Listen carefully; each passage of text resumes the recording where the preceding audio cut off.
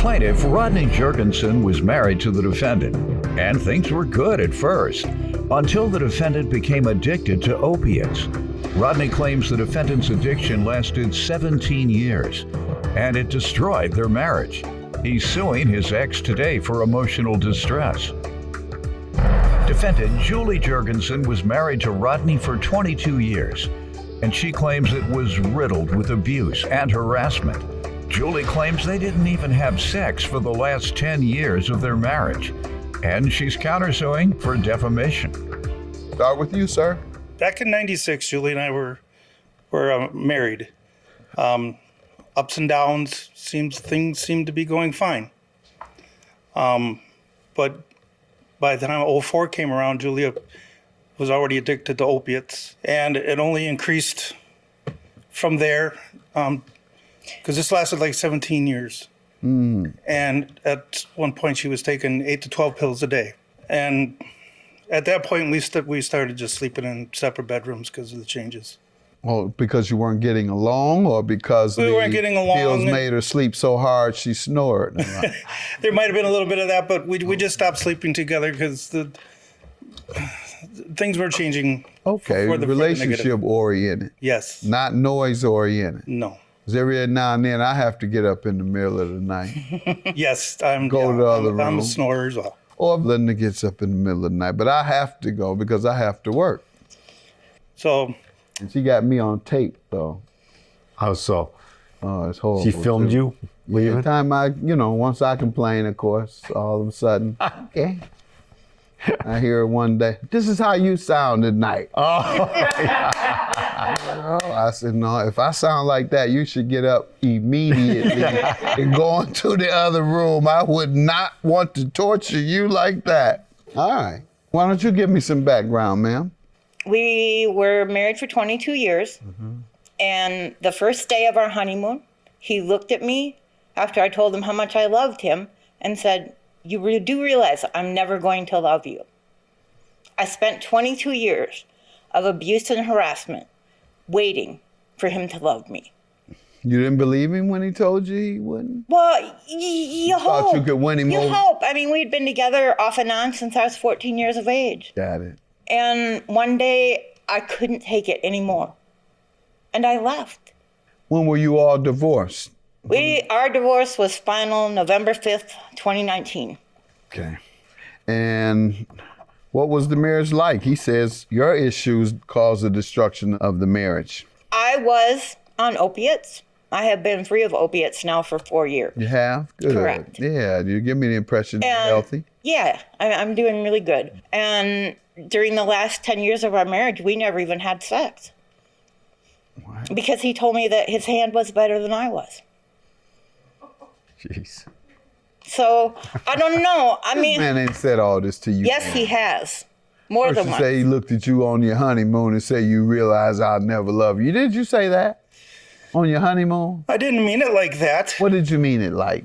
Like she said, we've known each other since she was 14, 40 years. Mm-hmm. I was trying to get across to her that now that we're married, this is a new beginning. It's not all about the sex anymore. It's about building a future, building a life. So it was not that I wasn't going to love her, but I was going to love her differently. Okay. How about this other comment? About you all having marital relations or sexual relations. She said it declined. I started having some issues. But did you tell her the reason? Did you tell her it was the reason that she just mentioned? No. Yeah, I didn't think you were that cruel, ma'am. He said it like that too? Yes, he did. He told me that it was better to watch porn than anything else. And between the porn and the alcoholism, where did I stand a chance? I moved on with my life. I let him go. I ended the marriage. We ended it in 3 hours of mediation, and he has never been satisfied since then. Did you tell her it was the reason that she just mentioned? No. Yeah, I didn't think you were that cruel, ma'am. He said it like that too? Yes, he did. He told me that it was better to watch porn than anything else. And between the porn and the alcoholism, where did I stand a chance? Plaintiff Rodney Jurgensen is suing his ex-wife, who claims her marriage to Rodney was riddled with abuse and harassment. Why are you here today suing? Well, it's because for the emotional distress that I finally been coming to terms with. Back in May 7th, 2019, when I come home from work, there were several items from the house missing. First noticing 2 cars, pictures off the wall, TV missing. I couldn't get a hold of Julie because her phone wouldn't even ring. So I called the police thinking that we'd been robbed. Police showed up and served me with a protection warrant, which is in your file there from 1 to 7. And she was stating that I was verbally abusive, and a statement to the judge saying I was capable of great bodily harm, which is a lie. Your Honor, can I interject real quick? Yes. Anyone who is an alcoholic and drinks from the minute they get home from work until they fall asleep at night and has weapons is a danger. Your Honor, if she was so afraid of me, protection order was granted on May 7th, and by May 18th, she was already trying to contact me through a third party.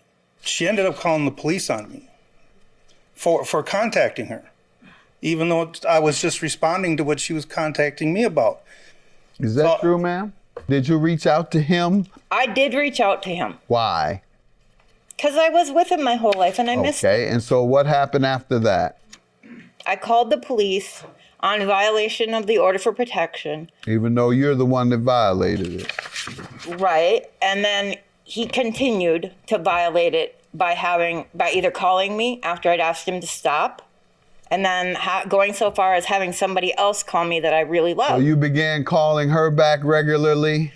Not after I was convicted of a misdemeanor. So what do you want money for as a result of the arguing and fighting that you all have, like most people en route to divorce have? How much do you want for it? I want $5,000. What did he do to you? He has been telling everybody that I'm crazy and that I've done all these horrible things to him that I have never done. And what did he say you've done? You have any evidence? I've got a letter here from the court, page 1 of my... What? Yes. And he wrote me a letter that he enclosed in the lawsuit and telling me how I've even been generous, but that's not enough. I willingly cut my spousal maintenance by $150 a month after the court ordered $150 a month or $100 a month cut. Yeah, I mean, literally, I want to be done. I just want to be free to move on with my life. I have spent this entire 2 years defending myself in court, one way or the other, because he has sued me. And every time I hear the doorbell ring upstairs, I jump because I think it's another Give me server. the lawsuits that have occurred since the divorce. Correct. Tell me what he has sued you for. He since has the sued me divorce. for relief of spousal maintenance.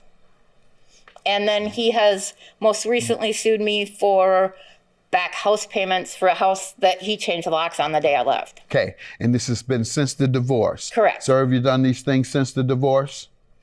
Yes, I did, as my right to try to get the alimony reduced. I found it quite onerous, and because of the restraining order, I was not able to negotiate properly. As far as the back mortgage on the house, I believe that her leaving on May 7th and sticking me with the mortgage, that she was under contract to fulfill her half and didn't pay me anything. And you all never brought that up in divorce? No, that's because that's what was part of the restraining order. I was stifled. You couldn't even communicate with the court. That's what you don't have to get her permission. Your petition or your responses go directly to the court. She can't stifle you from talking to the court. To cut that to the chase, Your Honor, I had poor representation. Okay. Your Honor, I have tried to be fair about everything. And this is just I'm over and above what I think anybody would put up with. I'm at the point where I think he gets on the computer when he's drunk and looks up something else he can sue me for. I reduced my spousal maintenance. He was like, "That's good. That'll work. We'll get, it'll be fine." And boom, right away, I get hit with another suit. All right. So he's just trying to see you. You don't want to see him? No, I don't want to see him. I'm sorry. I love him. He finally learned to love you. He told you he wasn't going to, but he has now, as you can see. Yeah, I can see a pile of papers and a broken heart for me too. Plaintiff Rodney Jurgensen is suing his ex-wife, who claims her marriage to Rodney was riddled with abuse and harassment. You want to get back together or not? No. Why? Because the alcoholism and the abuse would still continue. You think he's still on alcohol? Oh, he is still on the How do you know? Just because I know, I mean, Still other people have abusing told me. alcohol? No, sir. At that time, just before she left, I lost over 60 pounds because I quit drinking. He says he quit drinking, but he switched to beer. How do you know? You know an awful lot about him to be divorced. Since you've been snooping on him? No. How do you know what the man does? So literally, he sent me a message about how, because I said, I can't deal with your alcoholism and all this. And he's like, well, I stopped and lost 60 pounds only drinking beer. Well, I don't know about you, but I can get just as drunk off beer if I try. Well, all I know is the man sounds like he seems to be clean to me and he wants to get back together. No, sir. Yes, sir. No, yes, sir. No, sir. Why not? We have been, for better or worse, a curse and a blessing to each other. This is done, but because of the restraining order and my poor representation, I feel like I didn't get quite, This is done because you want to see her. You just keep suing your ex-wife because you want to see her in court. You won't see him anywhere else because y'all wasted my time, the other judge's time, and everybody's time. I Why don't agree you just with you. straight out see him?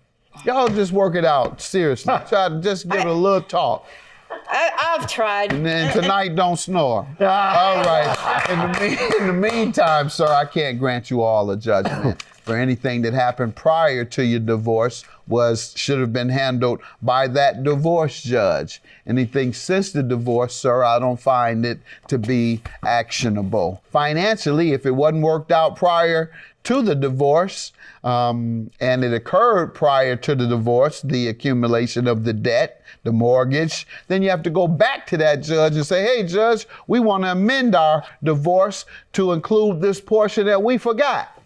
So, and then the judge says, okay, well, I'll give you your mortgage payments or I won't. So he has to do that, he or she. So both your claims are dismissed. All right, good. Have a good day. I wish you would have just come to me. Maybe the separation, we did talk that a separation might have worked better than all this paperwork. Loving me was all I ever asked. And I was never at the level in which you could love me. Because no matter, if I cooked you a meal, the kitchen was dirty. If I did laundry, well, I didn't fold them and put them away. Everything I did, there was something wrong with what I do. Did I throw my hands up and say, I'm done? Yes, I did. Did I walk away? Absolutely I did. Because it was the only way I could have any dignity left in my life. Well, I was going to be a at least senior during my citizen. marriage, I learned how to fold and iron and put away clothes and cut the grass by myself and do the dishes at 4:30 in the morning and do them again when I come home at 5 o'clock at night.